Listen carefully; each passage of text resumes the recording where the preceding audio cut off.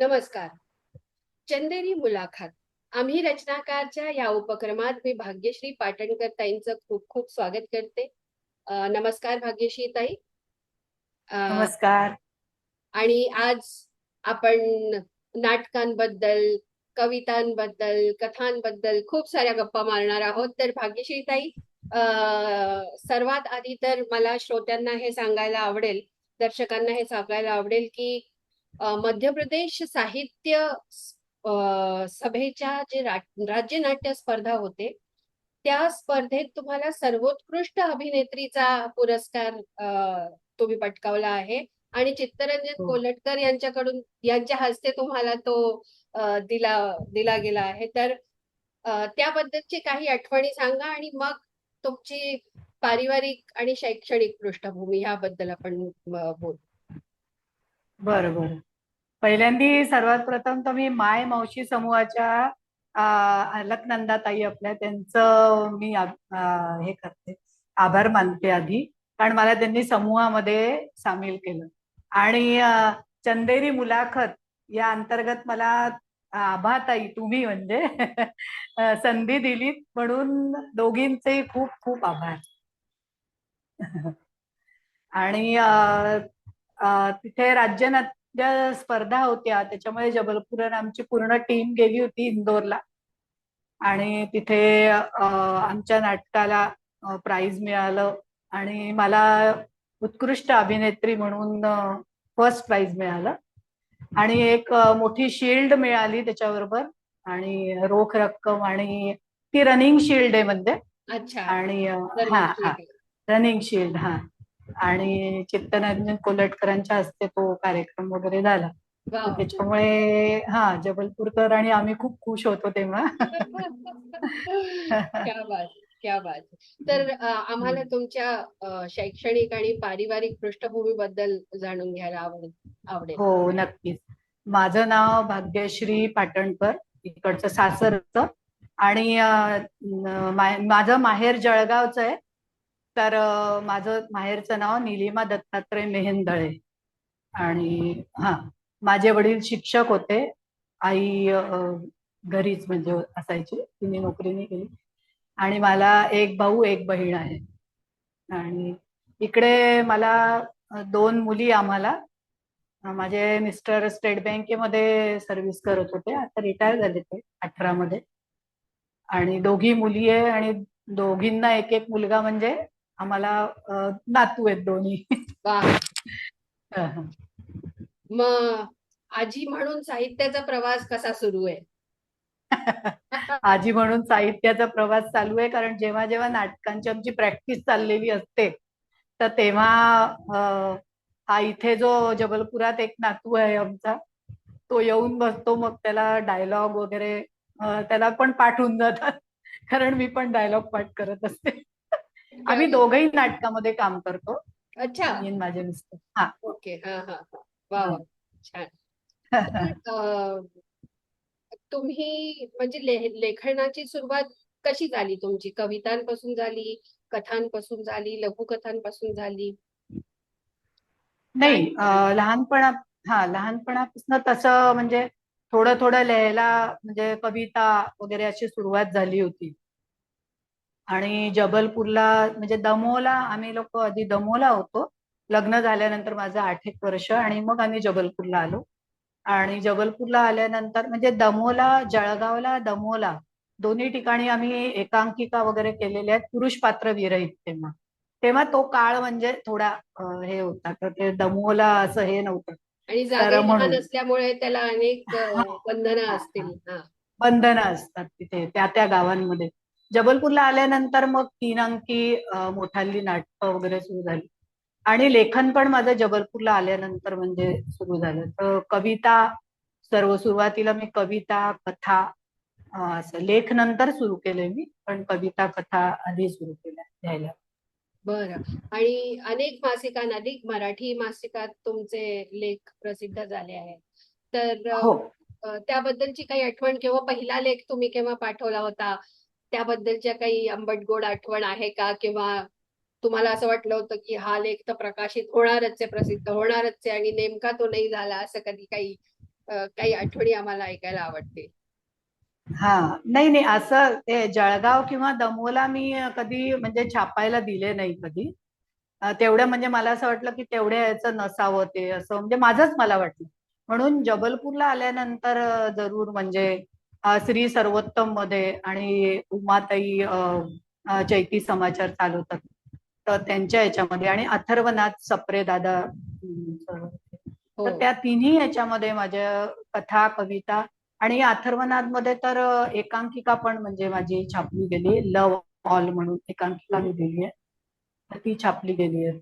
आणि या बाकी सगळ्या मासिकांमध्ये अथर्वनाथ मध्ये सुद्धा कविता कथा लेख असे छापले जातात.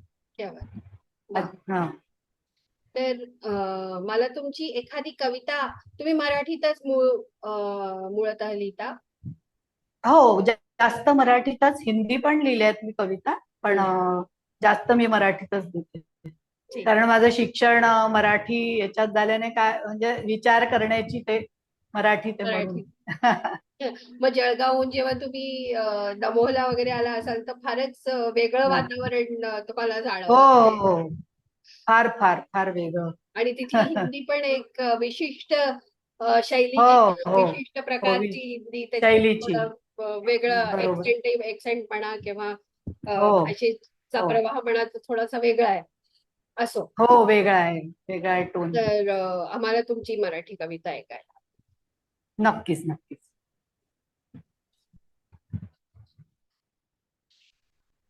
जांभूळ भूल.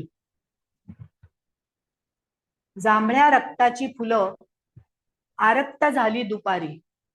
जांभळ्या रक्ताची फुलं आरक्त झाली दुपारी. लगडले केशरी थेंब हळूच वेचून घेताना. फांदीवर गाल टेकत गुलाबी प्रेमात बुडली. जांभूळ भूल देऊन हिरवे स्वप्न सजवीत राहिली. डोलली निळ्या वाऱ्यावर, डोलली निळ्या वाऱ्यावर प्रेमगीत गात राहिली. दशा बदलली फुलांची, दशा बदलली फुलांची, आले वैराग्य काठाला. दशा बदलली फुलांची, आले वैराग्य काठाला. केसरी सूर आळवून टपटप मातीत कोमेजली, टपटप मातीत कोमेजली. क्या बात आहे. खूपच वेगळ्या धाटाची कविता आहे. म्हणजे आता मायमावशीत आपण अनेक लोकांच्या कविता, मराठी कविता ऐकतो, पण ही एकदम वेगळ्या, नक्कीच. त्याचं जे वीण आहे ती वेगळी आहे. वा, छान. धन्यवाद धन्यवाद, थँक्यू. अजून एखादी ऐकू शकतो आपल्या आपण, हो म्हणजे नक्कीच, दोन एक कविता तुम्ही एकानंतर एक सादर करू शकता. चालेल चालेल. मी आता म्हणजे मुक्त छंदातली एक थोडं वेगळं म्हणजे कवितेचं नाव आहे तू. मी शोधते तुझ्या असण्यातला अर्थ. मी शोधते तुझ्या असण्यातला अर्थ आणि नसल्यातलाही गुढार्थ. जेव्हा तू माझा असण्याचा भास करून जातोस, जेव्हा तू माझा असण्याचा भास करून जातोस, मी परत फिरते माझ्या निर्जन स्थळी. हल्ली मी तुझ्या वासनेत माझं हरवलेलं प्रेम शोधते. हल्ली मी तुझ्या वासनेत माझं हरवलेलं प्रेम शोधते. सांग ना, तो तुझा सापळा होता सावज पकडण्याचा, की मी खरंच खरंच कोरली गेली आहे तुझ्या मनावर. ऐक ना, तुझ्या हृदयातील जिवंत पाखर माझ्या गावाकडे उडव ना, माझ्या गावाकडे उडव ना. वा वा वा, क्या बात. Thank you thank you. एक मराठी मराठी म्हणजे मराठीच त्याचं टायटल आहे. तर मराठी विषयी आपण, कारण मराठीमध्ये आपण बरेच लिखाण करतो मायमावशी समूहावरती पण सगळेच जण, तर मराठी म्हणूनच कवितेचं नाव आहे कोऱ्या पाटीवर माझ्या शब्द विणते मराठी. कोऱ्या पाटीवरती माझ्या शब्द विणते मराठी. वीणेच्या झंकारावरती शब्द फुटतो मराठी. चांदण्यांचे स्वर माळताना घरे होतात चंदेरी. पाखरे हाका घालती वाऱ्यावर मराठी. मंत्र आळवीत ज्ञानियांचा, मंत्र आळवीत ज्ञानियांचा डोंगरातून सूर्य उगवला. दर्यातून दिशे दिशेचा गुलाल उधळला मराठी. हरपून केवल्या संवेदना, शब्दास येई अर्थ, जगण्याच्या वाटेवरील उघडे दार मराठी. चला मिटवून टाकू तुझ्या माझ्यातले अंतर, चला मिटवून टाकू तुझ्या माझ्यातले अंतर, श्वासाच्या इशाऱ्याला लावू मधाचे बोट मराठी, लावू मधाचे बोट मराठी. वा, सुंदर सुंदर. हा. आणि तुम्ही अनेक कथाही लिहिल्या आहेत, हो. तर त्याबद्दल काही आम्हाला सांगा, किंवा कुठल्या कथेतला एखादा छोटासा अंश तुम्हाला वाचून दाखवायचा असेल तर हम्म, तेही आपण करू शकतो. मी कथेचा अंश काढून तर नाही ठेवलाय, त्याच्यामुळे मी आता सांगू नाही शकणार तुम्हाला. बरं, हरकत नाही. तर हा, हा. कोणकोणत्या कथा तुम्ही लिहिलेल्या आणि त्याच्यात तुमची स्वतःची आवडती कथा कोणती? माझ्या तशा सगळ्याच कथा आवडत्या आहे. नावं पण आता माझ्या छापले गेलेले, तर नावं माझ्या आपली आता मुलं लक्षात. आपल्याला आवडतातच. हा. आता ते एकदा रसिकांच्या हातात दिल्यानंतर त्यांनी ठरवायचं काय. खरंय खरंय. असं तर तर अनेक कथा या सगळ्या मासिकांमध्ये माझ्या छापल्या गेलेल्या आहेत. मासिकांमध्ये मी जे सांगितले म्हणजे आता अजून मगाशी. तुमचं पुस्तक प्रसिद्ध व्हायची वेळ? नाही नाही. अजून पुस्तक नाही प्रसिद्ध केलंय कथा किंवा कवितांचं. हा. वा, बरं.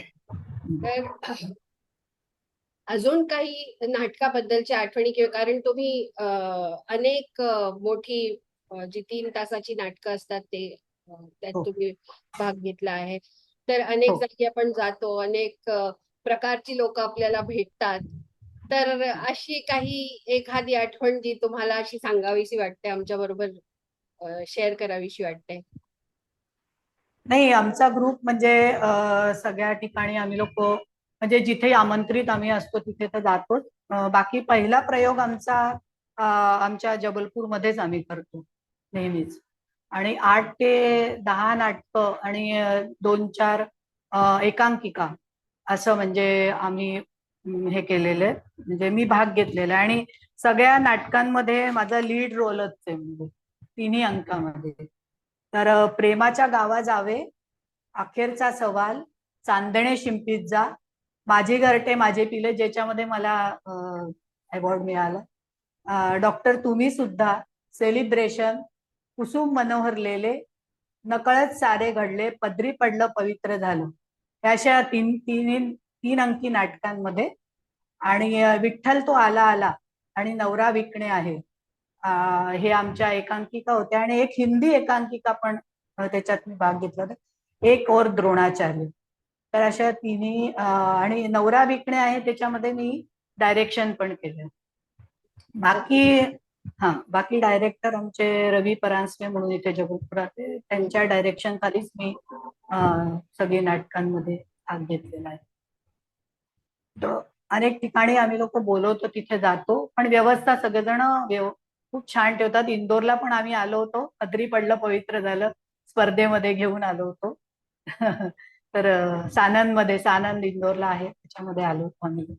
तर सगळीकडचा अनुभव आम्हाला खूप छान, म्हणजे सगळी लोक आम्हाला खूप छान स्टेज, कारण आम्ही फ्लॅट्स वगैरे घेऊन जातो. कधी कधी तिथे कुठे म्हणतात की फ्लॅट्स तुम्हाला नका आणायची गरज नाही, आम्हाला सगळे फोटो वगैरे पाठवून द्या, तर तिथेच फ्लॅट्स ते तयार करवतो आम्ही. इंदोरला जसं तिथेच केले होते फ्लॅट्स तयार. हो. आणि जर दमोला वगैरे दमो गुणा असं घेऊन गेलो होतो एकांकिका वगैरे, तर आमच्या फ्लॅट आमच्या गाडीवरतीच आम्ही घेऊन गेलो होतो आमचे फ्लॅट्स. आमचे फ्लॅट्स तयारच असतात म्हणजे तर ते खरंय खरंय. तर अनेक अनुभव आम्हाला खूप छान आले पण सगळीकडचे. वा, आणि भरारी जे मला हे मिळालेलं सन्मान आहे, मिळालेला आहे. हा. हा सन्मानच्या बाबतीत मी तुम्हाला